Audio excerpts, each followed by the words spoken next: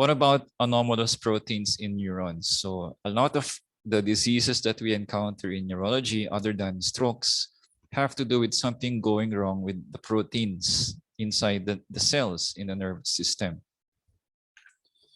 So going back to cytology, and I gave you this slide where I said that inclusions are those things we see floating inside the cytoplasm, which are not enclosed by cell membrane, meaning they are not normal parts of the brain. They just accumulate there. So consider them as trash. But not all trash is benign. For the neurons, those trash are quite toxic. So let's talk about this trash, the tau protein trash. What happens to the tau protein when it becomes trash?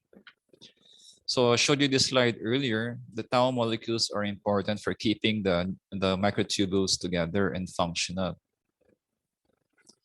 And I showed you earlier that if for some reason something goes wrong with the structure of that tau protein, then that leads to the unraveling of the microtubules, and it splinters like a string of pearls. It falls apart, and they'll clump together as an inclusion, what we call the neurofibrillary tangles. So these are fibrils that are tangled up together. So they used to be a well-organized microtubule. Now they're trash.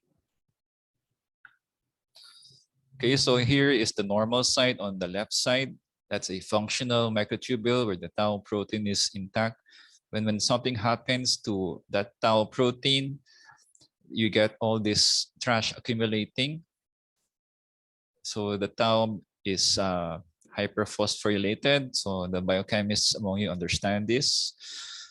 So that will lead to garbage inside the cells, which are toxic. And this happens in people who have dementia or progressive memory loss. So their cells die because of the trash that accumulates here. Those tau protein sequestered in those tangles of fibrils, the neurofibrillary tangles.